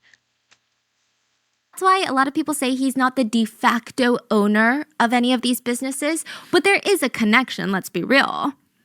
So yeah, on paper, he might not even own Company A or have shares or be the CEO of Company A, but he's profiting off of Company A. Now, one of these companies that started very, very early on, before even, I believe, the Odaeyang incident, was a ferry company. They made boats, and they originally started as just being entertainment ferry boats on the Han River. So during the Olympics in Seoul, they were just taking people around on these cute little ferry rides. And because Yoo Byung-eun, the billionaire, had so many connections in government, he was able to get all these permits and all these licenses until they became like a full-blown maritime community, a company where they had cargo ships, like all of that. All of that. Some former members of the church have come out to say that Yoo Byung-eun, maybe not directly, but a lot of them were asked to volunteer to help build these ferries with no knowledge of how to build ferries. It's alleged that in the beginning, this ferry company would use free labor from church members who had no idea how to build ferries just so they could cut down on costs. It's also speculated that most of the employees that worked at this ferry company were like 99% the church. So if anyone had any safety concerns, they would just get fired. And if you were part of the church, you probably wouldn't have any safety concerns. It's speculated because 3 of their ferries would end up colliding with the Mapo Bridge during a flood, killing 13 passengers and losing 1 passenger who is still considered missing. And Yo, this guy is an idiot, man. This guy, he's a serial killer. At this point, that's what I'll label him, a mass murderer. Bro, he was behind the seawall. He was behind this addict thing that we are getting to. And he's behind another 13 murders because he used church people who had never built a ferry before to build ferries that carry people and were sanctioned by some part of the government. Where was safety? Where were the checks? Same thing with the seawall. Ballast water was half the tons of cargo the ship was carrying. Where was the safety? Screw you, Yoo Byung-eun. You can't kill me. Where were the safety measures? Where? This is insane. So somebody built something, put something together with people who are not even boat builders or maritime workers or ship construction crew, and it is passed to carry people. It is passed to carry because he had connections in the government. connection with maritime authority. Shame on you all. And I hope some of you were in the boat that boom. Psh. Oh, I can't even say it. This is before 세월. So Samu Trading was investigated but formally cleared of liability. But it's just fascinating to think about considering what we're going to talk about in Wednesday's episode. Now, a former follower of this church said working hard at these companies that were run by the church was equivalent to salvation. They considered that Bible study. They considered that singing the gospel. That was considered an act of worship. We didn't have to pray anymore. We just had to do 3 hours at the factory. And these are not small, cute little home businesses. These are massive ones, like Chonejin Marine, the ones that owned Sewol Ferry. Pretty sizable company, okay?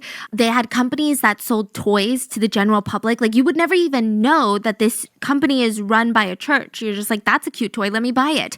They were the sole distributors of a very fancy chocolate brand called Dubov and Gala. It's like a French chocolate brand. It's super old. It's said to have been a favorite of Marie Antoinette. But they are the sole distributor in America for that chocolate brand. Yeah. The family. I am buying that chocolate brand. I see chocolate brand called Duna and Gula. I am passing by and I am looking at it with my side eye. I'm not buying anything associated with that piece of shit. Family owned an entire village in France. They had a company that sold green tea, a company that sold enema kits to cleanse people's bodies via the butt, companies that sold organic milk, makeup, auto parts, special paint for nuclear plants that have to endure radiation. They had a real estate company, the maritime boat companies. I mean, they had their fingers dipped in everything. Craft companies, tourist toys companies. It was like a spider web of shell companies and subsidiaries. What they would do is they would just buy companies that were about to be bankrupt, put in a bunch of church members, allegedly, and ask people to invest in it. It said that they were involved with at least 70 companies on 3 different continents, some in their own names, others through other people's names. It was so complicated, so complicated. They even own one of the biggest organic lavender farms in Southern California. Damn. So this is not like a cute little business idea that a church makes. It made the Yu family one of the richest families in South Korea, but hardly anyone knew about them. They were not always in the papers like the Samsung chaebars, the Korean Air chaebars. They were the billionaires with no face. They flew under their radar, but their power, influence, and money is so terrifying to think about. It makes sense because that idiot is a scam pastor. Now imagine a pastor setting up a church and becoming a billionaire over a short span. It is going to raise concerns. They're going to be probing in it. So they better stay under the radar, which they did. But it doesn't make what they did good. That is ridiculously insane. That piece of shit needed to be gone. And thank God he did. He's an idiot. And his son should be next. I don't care. Like, you put people in church to do stuff like that. There are no more church members. He didn't have church members. He had slaves. Those were modern day slaves. So the families would get paid millions of dollars through this company, even if it wasn't just through the shares. And how do you do that, you ask? The companies would make up random, I don't want to say this legally speaking, but in my opinion, they would make up random reasons that they had to pay the Yu billionaire family millions of dollars. So the ferry company, for example, allegedly paid Yu's eldest son $1.4 million for the right to use the name to one of the ferries. The other Yu family son apparently was paid for the rights to the name Sewol, the name of the ferry that sank and killed hundreds of people that we're talking about on Wednesday. I don't know for sure if the company paid to use that name, but apparently he owned the trademark for it. So they would make up these, I don't want to say false because I guess they're accurate, but these almost unbelievable from an ethical sense reasons why they had to pay the Yu family millions of dollars. They're like, the Yu family named one of our products, so we must pay them $2 million in royalties. And that would be considered a business expense on the final papers. It just seemed like the family had a million ways to make $1 million, and all of it seemed to fall into morally gray territory depending on who you ask. So early on in their church, Pyongun acquired a failing business, Samwoo Trading, and then he starts adding all these new businesses. And one of the companies that was funneling massive amounts of money into Samwoo Trading was Five Oceans.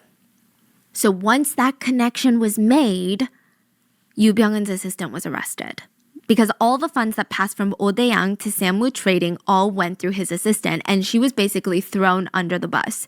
It came out that when Park was in debt, she was being investigated, she was on the run, and she asked Yoo Byung-eun, the billionaire that she's connected to, for help, and allegedly he refused. There was another note found at the crime scene. A note that said, Samwoo is also suffering.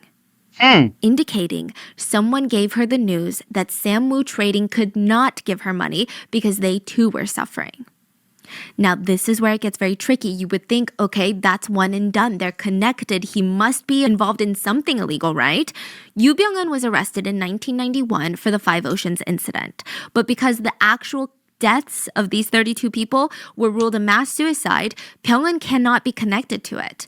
And the prosecutors alleged that they couldn't find any link with him and the deaths. I'm not saying the Five Oceans company or the scams, just the deaths. Years after 32 people died, Yoo Byung-eun this is a rare occasion, he was interviewed, and he said, I just feel really insulted that people link me to the accident. Do you know how I feel? I feel like I'm a woman living in a small village, and one day I suddenly got sexually assaulted. And it's really unfair, you know? But I can't talk about it because, Korean culture, they'll just have more rumors and it gets out of control, and then I'll be the one at fault. That's how I feel.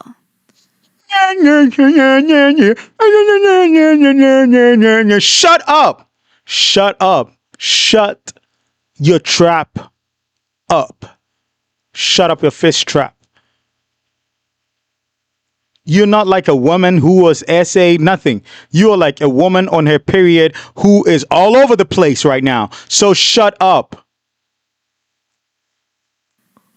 Oh, what is that analogy? I don't know. It's first of all, What? 32 people died. Okay, second of all, but you're not a woman that's been sexually assaulted. You're a rich man in a deeply patriarchal society. So shut up. What a bizarre thing to say. But Yoo Byung-eun is not connected to the Five Oceans incident legally. Even though he's not, there are a lot of open questions, though. Technically, the police have decided what they think happened, and they think that it was mass suicide. But I don't know, just these loose ends, I don't think anyone will really know what happened in that attic. Yoo Byung-eun was convicted on charges of defrauding his church members. Prosecutors stated that he uses church funds and property to expand his own business and wealth. They said that he committed habitual fraud under the mask of religion. He denied those charges, but he was found guilty and thrown in prison for 4 years. When he got out, similar to what happens to most people that have a lot of admiration for them, his followers only believed in him more. They believed that he was wrongly persecuted. Yoo Byung-eun even recorded a sermon to his followers that said, things are tough for us right now. Other people treat us like kolles, like rags, like dish rags. But we need to... Your leader is treating you like dish rags, and you are all slaves. And those who are happy that he was back, you deserve to be slaves. Normally, I don't treat victims like that, but you guys deserve it. You guys deserve it. When he was away, did you feel a sense of freedom? Oh, you did, right? He's back and you're hailing him. You deserve it. You're a piece of shit. I don't care. All you who hailed him, all you who are thinking twice and wanting to run away, good luck to you. I support you guys. All those who are hailing him, I don't care if you were brainwashed, brain wiped, brain soaked. You're an idiot. To remember, blessed are you when people insult you, persecute you, and falsely say all kinds of evil things against you because of me. Blessed are you. Rejoice and be glad. I will state again for the record, the prosecutor's office did confirm that no connection between Yoo Byung-eun and the Oh Dae-yang incident with the 32 people in the attic. There was no connection. He's not legally held accountable. But there's more. After Samwoo Trading files for bankruptcy. The Yu family business is still in business, and they're still continuing to operate at least like 30 different companies, allegedly. According to Chaebol.com, they still had 30 different subsidiaries and had 13 big holding companies in other areas like the US, Hong Kong, and France. And after the Oh Dae-young scandal, people originally had no idea who this Yu Byung-eun billionaire was. They were like, what? A church billionaire? This is crazy. Then the incident puts him in national spotlight. And after the scandal, if you could even call it a scandal because it's literally mass death, but the family spent tens of millions of dollars on PR, on rebranding Mr. Yu. He stopped even recognizing the fact that he was a part of a religious group. He refused to acknowledge that he was a preacher, a church leader, a founder of a church. Instead, he became known as his pseudonym, Ahae. Ahae in traditional Korean means little child, which if we're going to put our tinfoil hats on, What? I know. If we're heading into rich people conspiracy territory, what a questionable name, okay? But they reinvented him as some sort of profound artistic genius. The family donated millions of dollars to the Louvre, and he has a gold plaque on the wall with his pseudonym Ahae on there, as of right now still. And okay. Yeah, they started asking massive art institutions to show his pieces. He held an exhibit at the Grand Central Terminal. Oh, his own artwork. Oh, yeah. His own, not his collection, his artwork. Oh, so he paints or what? He takes pictures outside of his window. Oh, it's a photog. Yeah. It's just a photo. Yeah. Oh, let me tell you. Okay. Is it good? Trash. Bro, on a Trash. whole rant. Okay. He had, It is a heaping pile of garbage. I haven't seen it, but looking at his personality, he's gonna draw like a trashy. He's stupid. I don't care if he's an artist, if he's a photographer. His art is junk. Cause any scammer who paints junk. I don't care. I don't like scammers, and I certainly don't like this piece of shit. an exhibit at the Grand Central Terminal in New York City in 2011, which is speculated to have cost the family at least $1 million or $2 million. It's speculated that the family spent another $6 million plus to exhibit his work at the Palace of Versailles. Side note, the London Symphony Orchestra played during an event at this exhibit, and they premiered a new piece, Symphony No. 6 Ahae, named after him and a tribute to him, a billionaire with subpar photography skills that allegedly paid his way into this exhibit. Wow. The family seems very, very litigation and sue happy, but I said what I said. Art is a personal opinion, and I don't think it's that great, okay? It's mediocre at best, and that is... You can't legally get me for saying I don't enjoy someone's art, okay? Having money does not mean that you are talented at everything that you try, and that's okay. He took blurry landscape photos out of his multi-million-dollar estate window, and he called it art. So he said that he was inspired by his prison sentence staring out the window for 4 days, and he would see the changes in nature and the world. Wow. It was called Through My Window. Another one was called Finding the Extraordinary in the Ordinary or something. But it said that after this PR rebrand, Yu Byung-eun became even more mysterious. It's alleged that he went into his tortured artist role. He stopped allowing photographs unless it was from his back or his side, or his camera was covering the majority of his face. So there's not a lot of pictures you can find on him or his children. The whole family is very, very mysterious, which is crazy because Yu Byung-eun's niece is actually married to one of the most influential names in K-pop. And nobody knew. Who? JYP. And we're going to get into it because Wait. JYP is married to the family? to his niece. What? So Yu Byung-eun's brother's daughter is JYP's second wife, and they're still currently married. And during this Haewol ferry accident, it got really crazy, and we're going to get into it. And I'm not saying that he's associated with any of their shady business or religious dealings. You can't even find a picture of his wife online. They're very mysterious. Yeah. Well, at least I couldn't find a picture of his wife online. Very, very mysterious people. But anyway, Ahae, the new man, the new billionaire, described himself on his website as an inventor, entrepreneur, philanthropist, environment activist, martial artist. By the way, he and most of his kids were black belt, taekwondo, I believe, painter, sculptor, poet, and photographer. His website stated the exhibitions were a way to increase public awareness of the beauty of nature and the need to preserve the natural environment. And it's fascinating to see the switch up that even mainstream news outlets have made after he was associated with this Haewol ferry tragedy. So after the Five Oceans incident, that was just well known in Korea. It didn't become international news. He rebranded. Everyone just knew him as this mysterious billionaire from South Korea, this artist that was giving back to nature. People, big institutions would write things like, The Economist wrote this. Ahe's forensic attention to detail reveals the stoicism, dignity, and minor dramas of the animals going about their daily business and raises these pictures into the realm of poetry, a kind of surrealist representation of a single day. It's really like Your article about Arhe sounds like a pile of garbage with jumbled up English words just to sound profound, but it's empty and full of shit.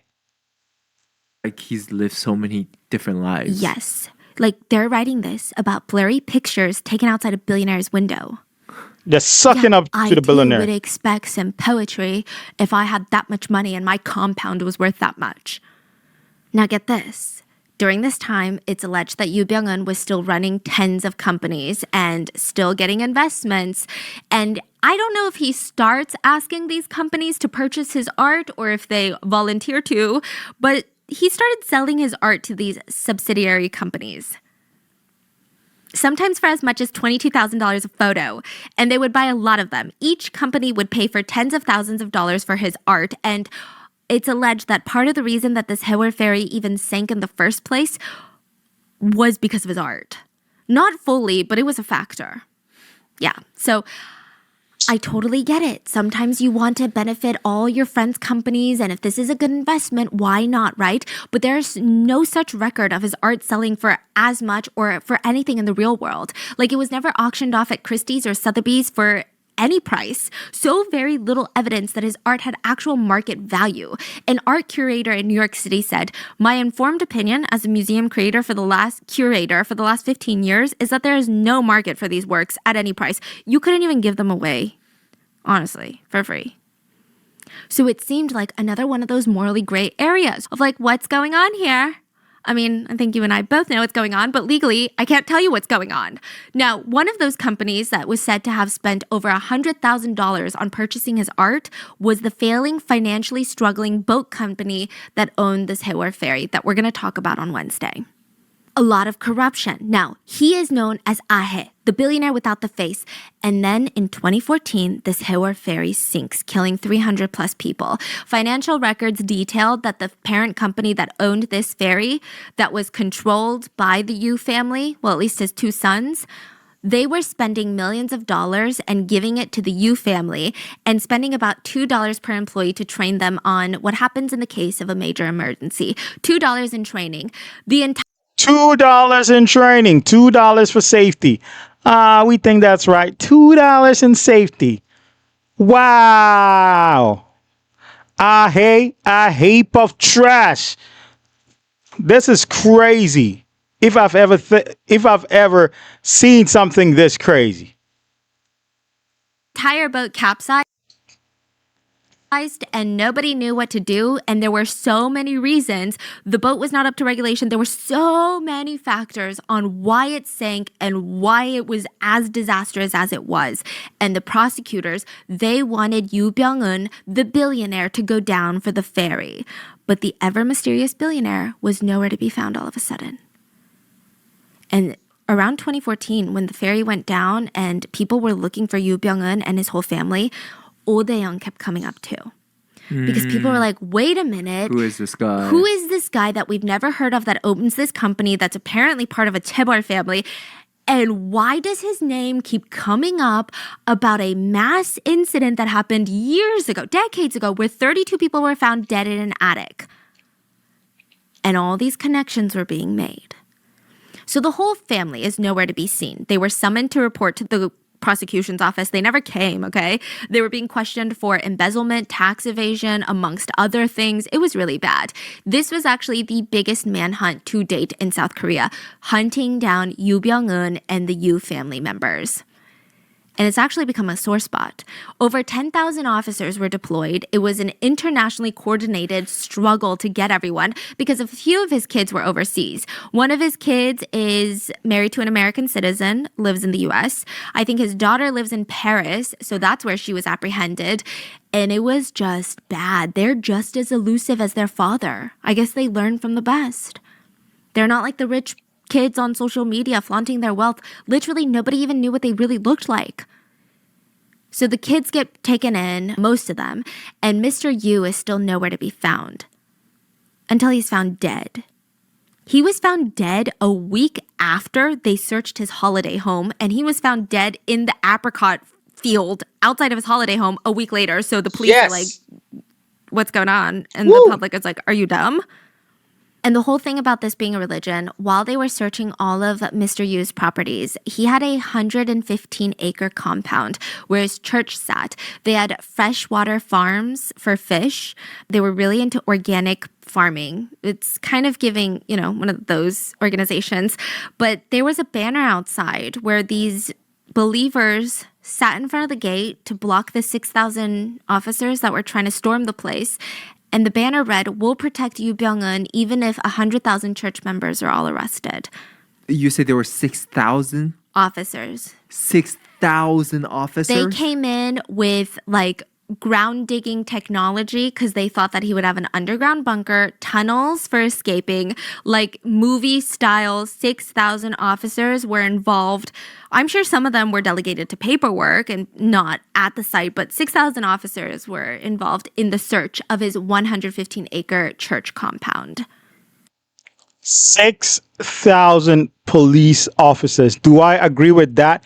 Heck no. What the heck? You're making this guy seem bigger than he is. He's a pea head. He's a cockroach. 6,000.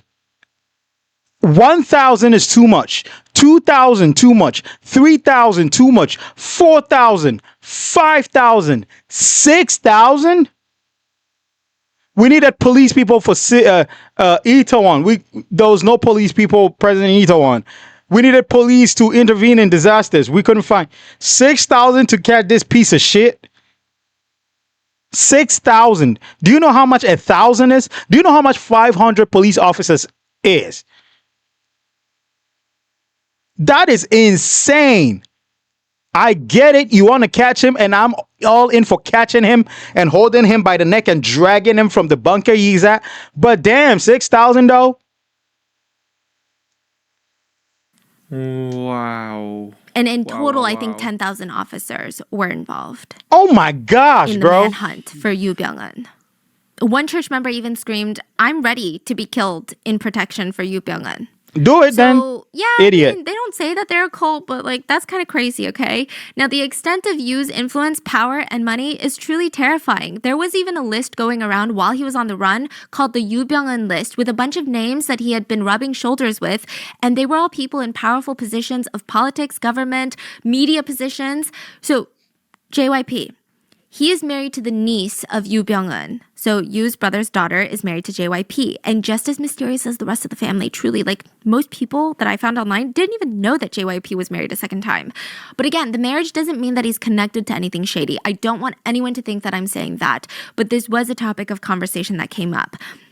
JYP was in such hot water after the Sewol ferry tragedy and this manhunt for the Yoo family started. He had to put out a statement, a tweet rather, that said, "The fact that my wife is related to the owner of a problematic company is irrelevant. So is this a country that can just say whatever they want now? In relation to my faith, you would know if you listen to all my interviews that I've done and the music that I've put out. For the past couple of years, I've studied a lot of different religions, but I have no religion. I hope that no more baseless rumors start coming out." Due to this incident, JYP was investigated for fraudulent funds. There was speculation that he was also a subsidiary that belonged to the church, and maybe there were church funds going in and out of this, and it was proven to be false. The company even said on record that not even a single penny will show illegal funds have flowed into JYP. They also said that they will be taking strict action against people circulating or creating rumors and lies. So even the prosecutor's office, I mean, there were a few of them on the Yu Byung-eun list. The prosecutor's office. So the scope of his influence amongst the elites in Korea, I mean, is unknown. Crazy. Now, he dies. They find a dead body 1 mile away from his little holiday home in an apricot orchard, and the police are like, this is the body of a man without a home. So it's like a what? Cover up? You think they don't care or? The general public is saying this level of incompetence doesn't exist. Right. Yeah, So it sounds sketchy, right? It sounds very sketchy. They said also a lot of things because, why would there be a rotting corpse of a man without a home wearing an Italian-made jacket with Yu Byung-eun's book next to him with shark liver pills? Yeah, totally. Like just a random man without a home? And it's so close to his holiday home. Like, why would you even think that? Why would that even come to your mind? I have no words, right? They were forced to run DNA on the body and use brother, and they realized it was a familial match. Now, they released that it was a familial match. They also ran fingerprints, but this is where it gets crazy. South Koreans were like, but you just told us his body was so badly decomposed. There are rumors that his head was separated from his body, and that you thought, because he was so badly decomposed, that he was a man without a home. You didn't even think he was Yu Byung-eun. How were his fingerprints still intact? Right. Exactly. Good question. There was never really a response to that. But did they match the fingerprint? Yeah, they said it is Yu Byung-eun. We matched DNA and fingerprints. But they're like, how did you match fingerprints? Oh, yeah. So they were lying the first time. Yeah. No. We don't know if they went back and matched fingerprints. Yeah. They're just like, we did. Yeah. Oh. Okay. So that's a big question because it's either he was decomposed, like they said before, and they did not match fingerprints at all, or they lied the first time and really matched fingerprints. So now everybody's in a limbo now. Was that Yu Byung-eun or whatever the hell his name is? What kind of police work is that? 6,000 police and none of you had your head screwed on properly to do a thorough investigation? What was the 6,000 police for? And at the end of the day, 10,000 police. You can't even give us something that's right. Oh my goodness, bro. Really? What a waste of resources. Okay. So you're like, okay, what? Like, we're just going off what they tell us to trust. I mean, it just seems like the dumbest thing ever. And I'm not trying to say I'm a conspiracy theorist and I think he's alive and this is a fake body, but it's just bizarre. Headlines read, the incompetence of police and prosecutors is simply astounding. Astounding, I tell you. It's super astounding, especially given that it wasn't one or two officers. It was 6,000 that went to his compound. 10,000 police. 10,000, bro. And you're telling us you're giving us essentially two different reports to go by. One report being that there was a decomposed man with his head removed on an orchard field, which I celebrated too. I was happy about, with Yu Byung-eun's book and fish liver pills by. Second report. This guy you ran DNA and fingerprints on says he's Yu Byung-eun. You first said he was decomposed. How did you get fingerprints to run fingerprint DNA on? Was he decomposed and you run DNA which said it was a familiar match, or he wasn't that decomposed, you were full of shit and he really had fingerprints which you matched to confirm was Yu Byung-eun? Which is which? Oh my goodness, man. All 10,000 officers should bow their heads in shame. I don't care who was on the scene and who was not. You are all incompetent fools. And members of his church state to this day that this was a witch hunt set by the South Korean government because they did not want to take responsibility for the tragedy. And they state that Yu Byung-eun has retired from all of his managerial positions in 1997, has focused solely on photography, and he doesn't even own shares in the ferry company. But either way, Yu Byung-eun is said to be dead. Rumors, of course, start that he's not dead. There have been sightings of him, quote, sightings of him in China. And I don't know because I mean, do you really even know what this guy looks like? And like, who's saying they saw him? There's a bunch of sightings of everyone everywhere, but That's the speculation out there. Is he dead? Was he not dead? How involved is he in all of these tragedies? And how many lives did this guy live? And how many more things is he connected to that we just don't know about? And how many things are going on behind the scenes that the general public has no idea about? Because if it wasn't for the ferry accident, we wouldn't even really be talking about his connection with the Five Oceans incident, or we wouldn't even know all of these subsidiary shell company holdings, all of that. There's also another theory that he was murdered, but we're not going to get into that. So anyway, there's also another theory that he's in France on his hilltop village that he purchased. So I don't know. The guy has money and power everywhere. So what do I know? I don't know anything, according to my lawyer and myself. And please. But this is the case of the Odeyang incident where 32 bodies were found in an attic, and how a billionaire's name keeps popping up in that tragedy and popping up again on Wednesday. We're going to do a deep dive, but I think I felt like it'd be important for you to know who this guy is and all the things that he's associated with and how the companies that he runs are being operated. So I will see you guys on Wednesday to talk about this Hayward Ferry. And please stay safe, and I'll see you guys on Wednesday. Bye. 10,000 police officers were sent to investigate the case just to confuse everybody. Just to confuse everybody again. Just to confuse us. Right now, there's a possibility he's alive, and that was like some staged shit.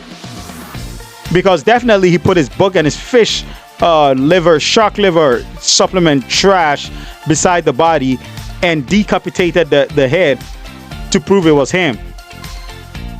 Or there's a possibility that he died, but the incompetent 10,000 fools couldn't even tell us. Like, what happened?